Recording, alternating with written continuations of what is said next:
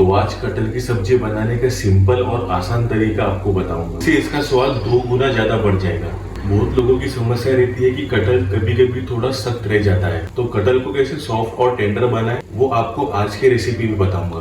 तो मेरे साथ वीडियो में आखिर तक जरूर बने रहिए। हेलो दोस्तों, मेरा नाम है जॉन और आप देख रहे हैं मेरा चैनल जॉन्स किचन। तो चलिए लेट्स कुक। तो ये रेसिपी बनाने के लिए हम लेंगे कटहल। तो यहाँ पे मैं आधा किलो के करीब कटहल ले रहा हूँ। तो ये सब्जी कम से कम 3 से 4 लोग आराम से खा सकते हैं। और इसे मैंने साफ़ पानी से कम 3 से 4 बार अच्छे से धो लिया है। उसके बाद कटहल को हमें 1 सीटी आने तक कुकर में पका लेना है। उसके लिए एक प्रेशर कुकर लेंगे हम और उसमें इस सारे कटहल को हम कुकर के अंदर डाल देंगे। और फिर उसके बाद कुकर में हम डालने वाले हैं करीब 1 लीटर पानी। अब इसमें हम डालने वाले हैं आधा चम्मच के करीब हल्दी पाउडर। इससे कटहल में बहुत ही बढ़िया रंग आएगा। और फिर स्वाद के लिए इसमें हम डालने वाले हैं नमक आधा से 3/4 चम्मच। अब डालेंगे इसमें हम सूखी लाल मिर्च 2 से 3। इससे कटहल में थोड़ा स्पाइसी फ्लेवर आएगा। अब एक बार सभी चीज़ों को मिला देंगे हम अच्छी तरीके से और फिर कुकर का ढक्कन लगा देंगे हम। और फिर 1 सीटी आने तक वेट कर लेना है हमें।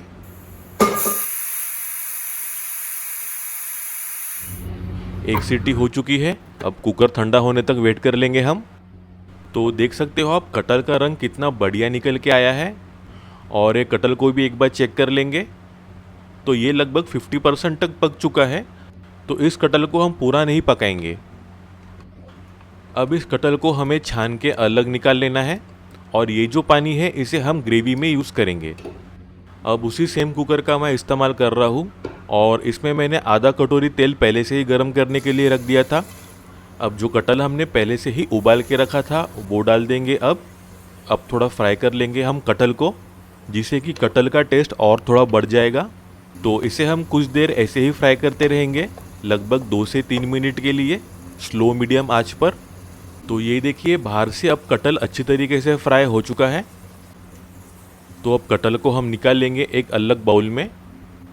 अब कटहल को अलग निकालने के बाद हम वही कुकर और तेल का इस्तेमाल करेंगे और फिर कुछ खड़े मसाले डालेंगे हम। तो सबसे पहले हम डालेंगे तेज़पत्ता 2 से 3 और फिर हम डालने वाले हैं लौंग और इलायची 2 से 3 और फिर हम डालेंगे इसमें बड़ी इलायची या काली इलायची 1 से 2।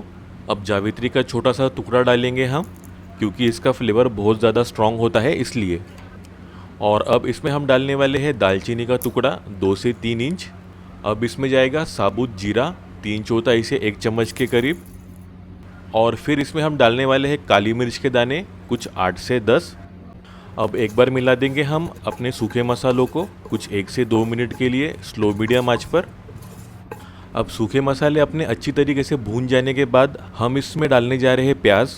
तो यहाँ मैं एक बड़े प्याज को इस तरीके से स्लाइस करके डाल रहा हूँ।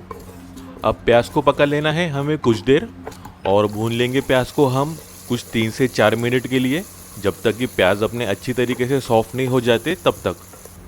प्याज थोड़े सॉफ्ट हो जाने के बाद इसमें हम डालने वाले हैं अदरक और लहसुन का पेस्ट 2 से 3 बड़े चम्मच।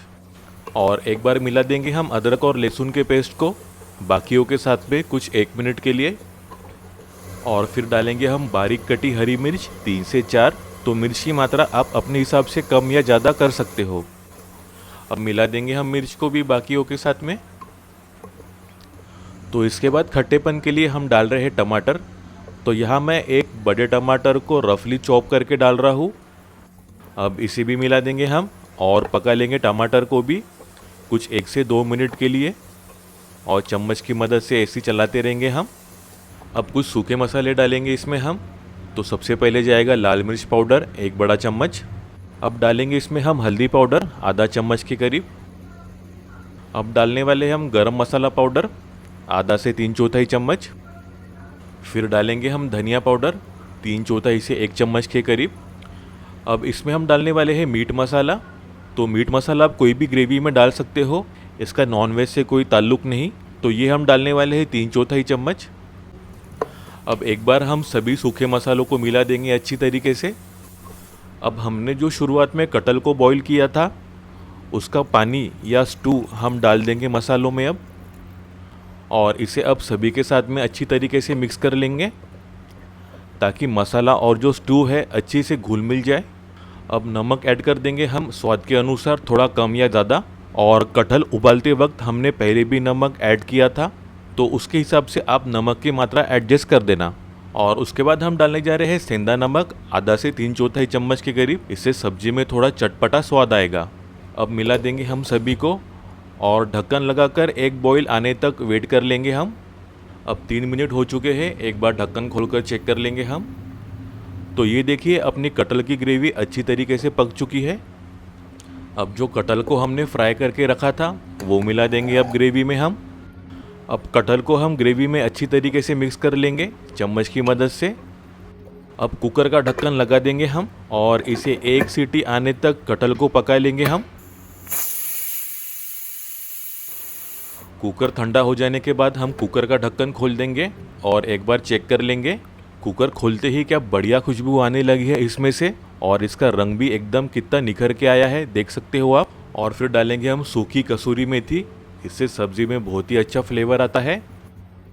और आखिर में हम डालेंगे बारीक कटा मिस्टर हरा धनिया। तो ये बन गई अपनी कटहल की सब्जी एकदम नए तरीके से। इस तरीके से आप सब्जी बनाओगे तो इसके आगे नॉनवेज भी फेल है। तो जल्दी से ये रेसिपी बनाओ और अपने घर वालों को खुश करो। रेसिपी पसंद आई हो तो प्लीज़ एक प्यारा सा कमेंट ज़रूर करना, क्योंकि आपके कमेंट पढ़ना मुझे अच्छा लगता है।